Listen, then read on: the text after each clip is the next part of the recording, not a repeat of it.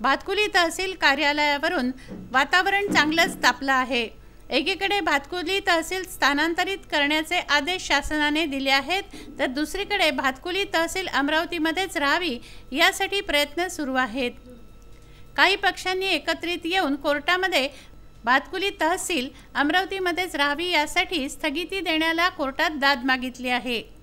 जिल्हा परिषदेचे सदस्य देशमुख, भातकुली तालुका काँग्रेस अध्यक्ष मुकद्दर खा पठाण आणि भातकुलीच्या नागरिकांनी कोर्टाकडे या संदर्भात दाद मागितली आहे। भातकुली तहसील अमरावतीमध्येच राहावं असं त्यांचं म्हणणं आहे। अन्यायिक प्रक्रियेने भातकुली तालुक्याच्या मुख्यालयाचे स्थानांतरण जे शासन स्वतःची फ्लोअर टेस्ट सुद्धा करू शकले नाही अशा 3 दिवसाच्या शासनाने एक अध्यादेश काढला आणि तालुक्याचं कार्यालय स्थानांतरण करण्याचा निर्णय घेतला। ही अतिशय खेदजनक बाब आहे।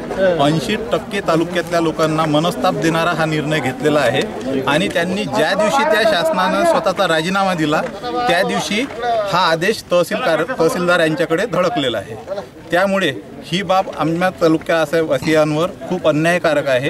त्यामुळे आम्ही सगळ्यांनी त्याचा विरोध करण्याचे सर्वपक्षीय लोकांनी ठरवले।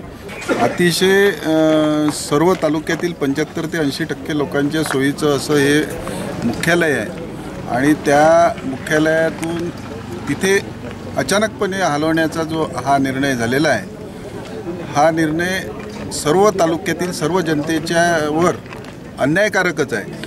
त्या भागातीलही जर आपण काही उत्तम सरासारखे किंवा शिवनी परलामसारखे गावाचा विचार केला तर त्या स्थानिक लोकांनासुद्धा हे मुख्यालय अमरावती येथेच असण्याबद्दलचे ठरावसुद्धा ते ग्रामपंचायतचे आम्हाला द्यायला तयार झाले आहे। त्यांचे कालच त्यांनी आमच्याशी संपर्क साधला की आम्हीसुद्धा तुमच्यासोबत या लढाईमध्ये सामील आहोत।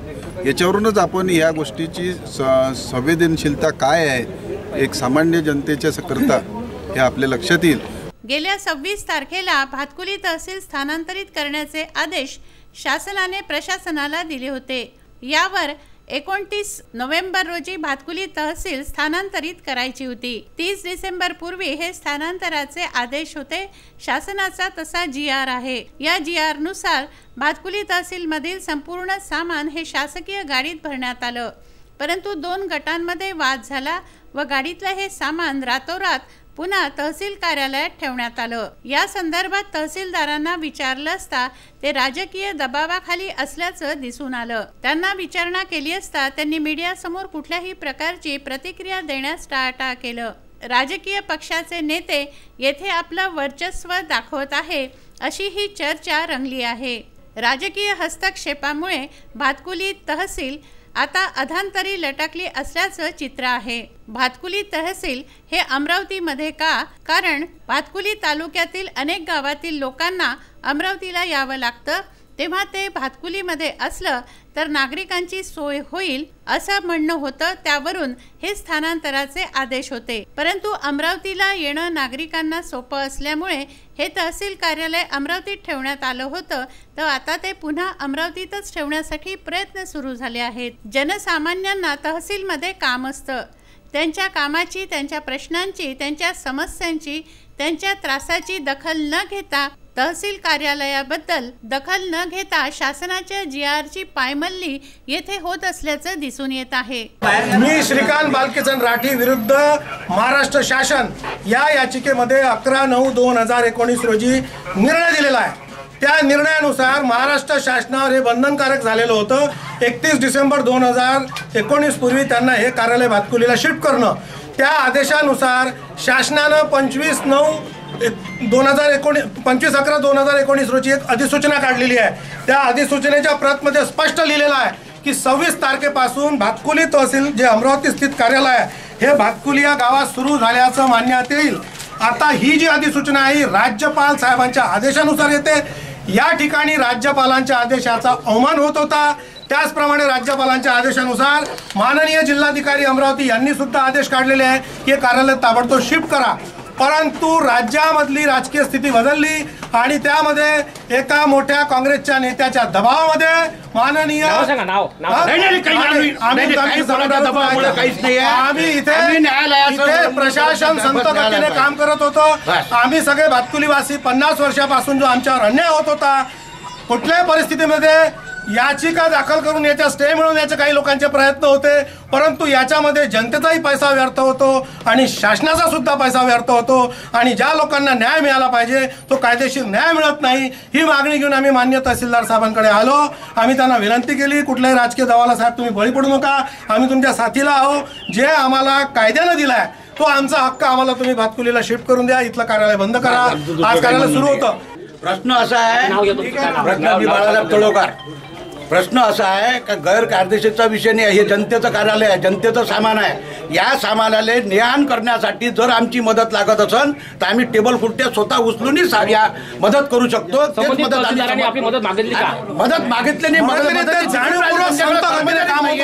म्हणून आम्ही मदत करायला तयार आहोत स्वतःवरून, आणि स्वतःहून आम्ही ते ट्रकमध्ये सामान उतरायची आमची ताकद आहे, आम्ही ते करू शकतो, कारण हा जनहिताचा प्रश्न आहे।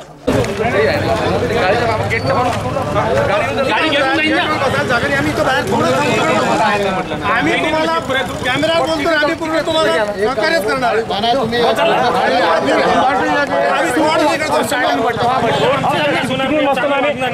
सर एक मिनिट सांगतो, आम्ही कॅमेरावर बोलतो। आम्ही काल इथं गाडी लागली, गाडीत सामान भरलं, त्या लोकांनी गाडीतलं सामान खाली करायला बोललो। आता कसं आहे, आम्ही उद्याचा रविवार टाइमपास करतील, आणि मला सांगा हे जाणून बुजून कोर्टाचे आदेश असताना राज्यपाल तुम्ही गाडी बोलावला आणि त्यांना सांगा ना गाडी बोलवा सिच्युएशन आमचं काय त्याच्यामध्ये नाही हक्क आहे, आम्हाला काय गाडी आली सामान भरलं आम्ही निघालो, नाही हक्क आहे ना, तुम्ही त्यांना आम्ही बोलवायची का गाडी, तुम्ही त्यांना विचारा, आम्ही बोलवून देतो, आम्ही निघतो। मग तुम्ही आम्हाला कसं बोलू राहिले, आमचा जन्मसिद्ध अधिकार आहे ना तो, आम्हाला बसवायला तर जागा द्या, बसतो गेटच्या बाहेर नाही जाणार साहेब, आम्ही नाही जाणार।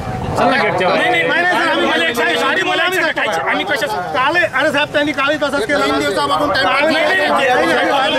मला एक सांगा, कोर्टाच्या आदेशाचं आम्हाला अटक करून घ्या साहेब, आम्ही 40 वर्ष झाले बालपणापासून तर जवानी आली, याच विषय 70 वर्ष झालं, आमची 2-3 पिढ्या चालू आहे आयुष्यात। तुम्ही नाही महत्वाचा विषय आमच्यासाठी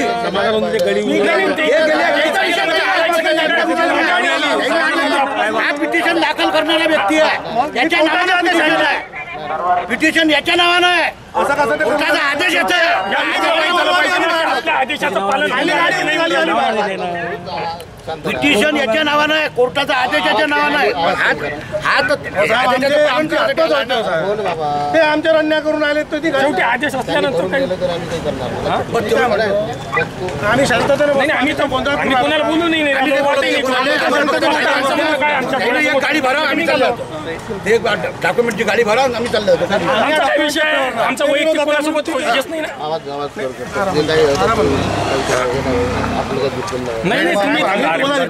गाडी लावून आम्ही निघून जातो, यांनी सामान भरणं सुरू करा, आम्ही तहसीलदार साहेबांनी एक वेळ आमच्या संघ चालला लागेल, आपण बोलून गाडी बोला। अनेक सामाजिक कार्यकर्त्यांनी भातकुली तहसील येथे घेरावही घातला। विदर्भ न्यूजने येथे भेट दिली असता लोकांच्या प्रतिक्रिया जाणून घेतल्या। भातकुली तहसीलमध्ये नागरिकांची कामं असतात व ती त्वरेने व्हावी, निर्विघ्नपणे पार पडावी व नागरिकांना त्रास होऊ नये एवढीच इच्छा नागरिकांची आहे। परंतु यामधील राजकीय हस्तक्षेपाने आता हे प्रकरण चांगलंच वाढलं आहे। राहुल टेकाडे, विदर्भ न्यूज, अमरावती।